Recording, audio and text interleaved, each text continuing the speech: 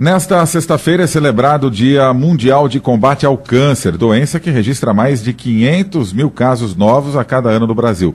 Dentre os diferentes tipos de câncer que acometem a população, até 20% dos casos podem migrar na forma de metástase para a coluna vertebral.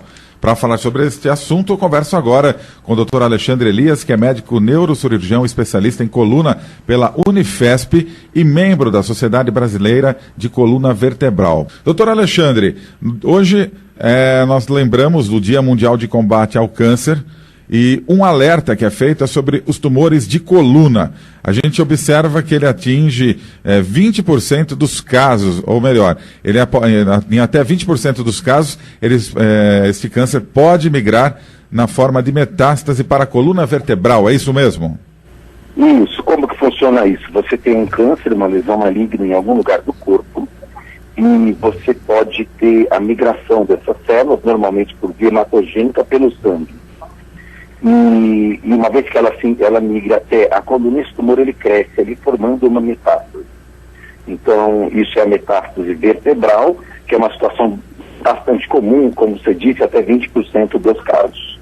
Doutor Alexandre, o tumor na coluna, ele se origina de uma metástase, certo? Essa pessoa que tem uma metástase, por exemplo, na coluna, ela é oriunda de um outro câncer em outra parte do corpo. Isso acomete a pessoa de repente ou para chegar nesse estágio demora bastante? Aí vai depender da agressividade do tumor e vai depender do tempo em que é feito o diagnóstico. Os diagnósticos precoces, normalmente você chega antes que a metástase ocorra, o que aumenta muito a sobrevida do paciente. Quem tem o diagnóstico mais tardio, a metástase normalmente já pode ter ocorrido, e aí você vai ter que tratar não só o tumor primário, o tumor original, assim como o tumor metastático, o tumor na coluna. O tumor na coluna figura entre o terceiro tipo de problema mais comum nesta região? Na verdade, assim, problemas de coluna, o mais comum são as alterações degenerativas, que a gente trata o envelhecimento da coluna, então formação de hérnias pequenas, grandes, osteófitos, que são os bicos de papagaio, ou até estenoses depois dos 60 anos. E outro caso bem comum é o trauma, fratura da coluna relacionado a algum trauma durante a vida diária, acidente de motocicleta, acidente de carro, atropelamento. E o tumor entra como terceiro. O tumor na coluna, normalmente, a maioria dos casos é metástase. Porém, a gente tem que lembrar que existem tumores na coluna que são primários da coluna, ou seja, eles se originam lá também, mas são tumores mais raros. Os tumores benignos se formam, têm origem na própria coluna, diferente dos malignos, que comumente são relacionados às metástases originadas de tumores de outras regiões do corpo, como mama, próstata e pulmão, que migram para a região das costas.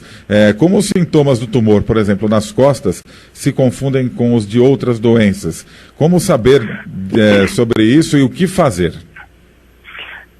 Só para lembrar, um tumor originário da coluna, que ele nasce ali mesmo, ele pode ser benigno ou maligno. Então você tem também os dois tipos. Tumores na coluna, normalmente, eles dão dor. Você tem, de início, na maioria dos casos, uma dor que é noturna e depois uma dor que é diurna. A dor noturna se faz porque à noite a vértebra ela segura mais sangue dentro dela. Isso expande a vértebra, já que tem tumor, o indivíduo ele refere dor. E na hora que ele sai andando, que o sangue começa a circular pelo corpo, essa dor normalmente passa. Com o tempo, essa vértebra ela fratura. Ou seja, ela perde a condição de segurar esse sangue durante a noite, então o indivíduo dorme bem à noite, só que durante o dia, como a vértebra está quebrada, ele sente muita dor para caminhar. Eu sempre costumo dizer que a dor ela é nossa amiga. Se você tem dor em qualquer parte do corpo, procure um médico para saber o que é. Normalmente não é nada sério, e mesmo que seja, é interessante você fazer um diagnóstico precoce.